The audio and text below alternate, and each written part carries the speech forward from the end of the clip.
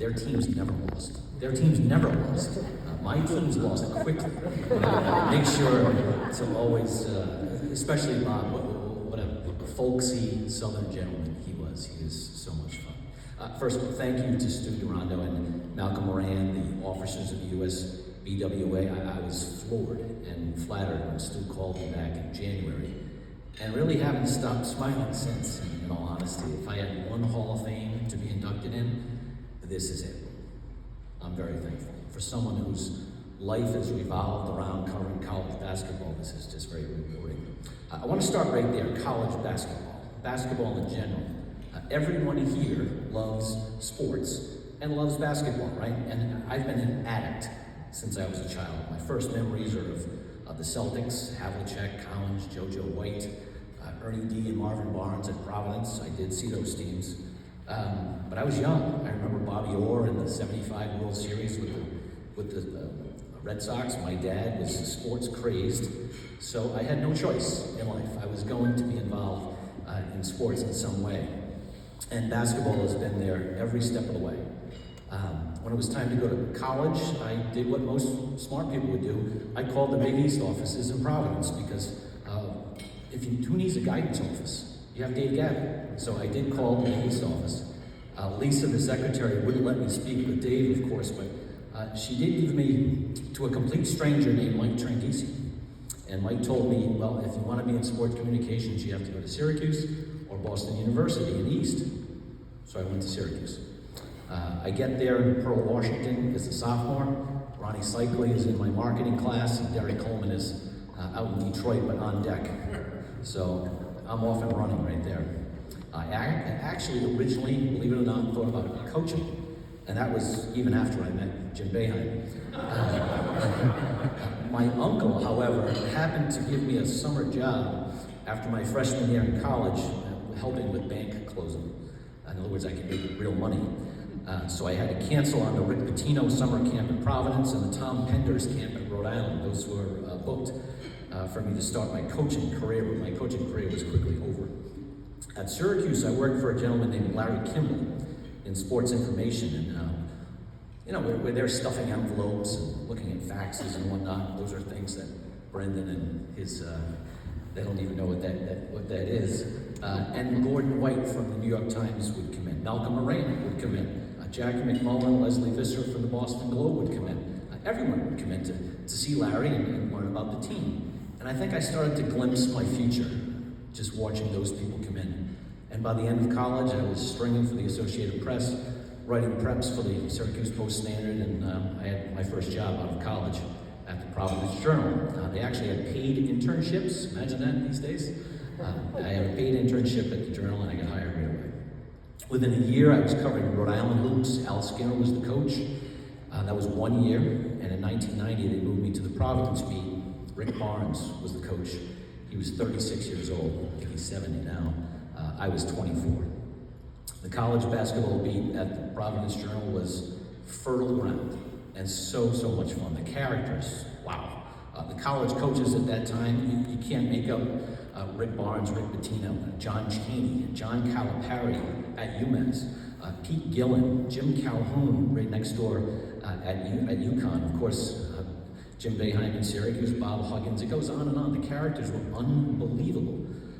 Then you have I call it the basketball underworld, the AAU guys, right? The pro scouts, Tom Konchowski, Leo Papil, Dick McGuire, and the writers, and I'll get to a few of my favorites in a little bit, but those pregame, meetings in the press room were just unbelievable at the Providence, then the Providence Civic Center. The star of the paper was Bill Reynolds, easily one of the top 3 or 4 writers and craftsmen that I've ever read. And his nickname was Shooter because he scored 1,000 points at Brown, so he was a much better basketball player than everyone in this room, that is for sure. Anyways, Billy was great to me. I get hired, he barely knows me, and Sports Illustrated needed something called a background file on Billy Owens, who was a new freshman at Syracuse. Bill Reynolds asked me, can you do it, this background file on Billy Owens? I called Jim Boeheim, all done, boom, boom, boom. I couldn't believe it. Reynolds was our Final Four guy. when the Journal, at that time, staffed the Super Bowl, the World Series, Kentucky Derby, Masters, all of it. Billy didn't like to travel much, however, so the Final Four was in Minnesota in 1992. He had no interest in going to Minnesota. It was much too cold and too far away. So I pinch hit for him, and the NCAA sat me right behind the Duke bench. Grant Hill, Bobby Hurley, Christian Laettner, they win their second title in a row over the Fab Five from Michigan. And I got my first glimpse at the Bobby Knight show, by the way, at the Friday press conferences. That was memorable, needless to say. Reynolds did go back to the Final Four from time to time, but that pretty much became part of my deal. I covered the Final Four. And it changed my career. I met so many influential and talented people at this event. Some of that came from time spent in the hostility room at the media headquarters. They used to call it the hospitality room. It was definitely the hostility room. The stories and the laughs were classic, and the NCAA bought the beer. Can you imagine? The NCAA bought the beer.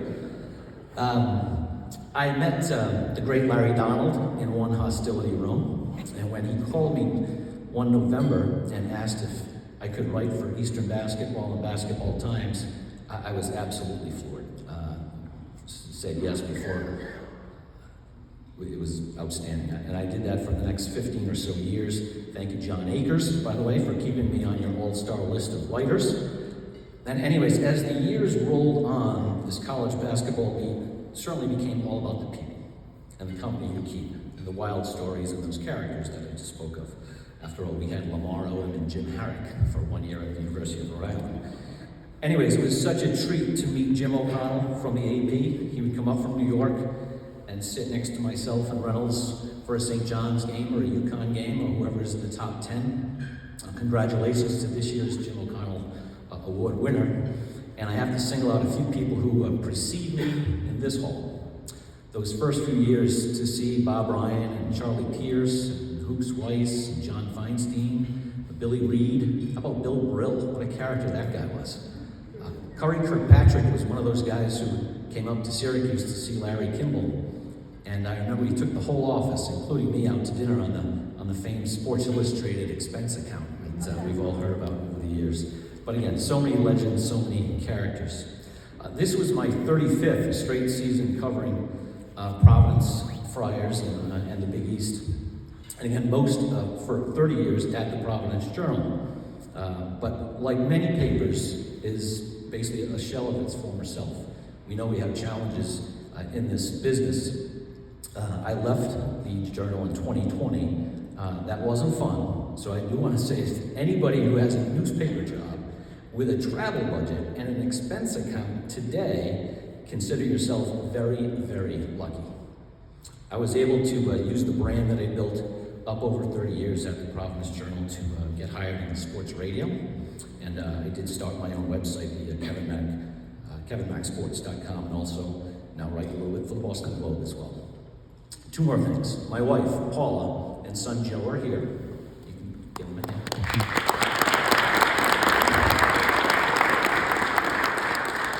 My daughter, Maggie McNamara, yes, we're very Irish. She's in school, living the dream in London, and we miss her dearly. The families of traveling sports writers get a special love check mark in my eyes. So when I was at the Carrier Dome and the Palestra, Cameron Indoor, and South Beach covering Miami back in the day in the Big East, that was outstanding. Paula was back home with kids. She still kills me about the April Fool's Day snowstorm that some of us might remember here that hit Rhode Island. Maggie was a year and a half. She was pregnant with Joe, and they got a foot of snow. And I was at the Final Four in Indianapolis. So thank you, Paula and Maggie and Joe, you're my All-American team. Finally, at the Final Four in Indy in 2000, Tom Izzo remembers that one fairly well. This USBW event was always a Monday breakfast, and early. It's kind of a no-show my first couple of years because I really like my Sunday nights at the Final Four, if you know what I mean. I want to thank Dana O'Neill for changing the breakfast into a lunch. That was a stroke of genius. But this time in 2000, I made the breakfast. And I remember Joe Mitch introducing this kind of older man as a Hall of Famer. His voice wasn't very strong, but I was hung up on every word, and I said to myself, who is Mal Florence? Well, Mal only worked for the LA Times and covered John Wooden's run of championships with the Bruins in the 1960s, so the guy was a certifiable legend, for God's sake, and certainly a Hall of Famer. I didn't cover any national championship teams like Mal, or Bob Holt, or Al Featherston, and John Clay and Chuck Culpepper. Congratulations to them. So yeah, no Duke, Kentucky, Arkansas. I think my win-loss record as a beat writer was one of the worst of any Hall of Famer, but that's okay. I'm also receiving this award today for my man, Bill Reynolds.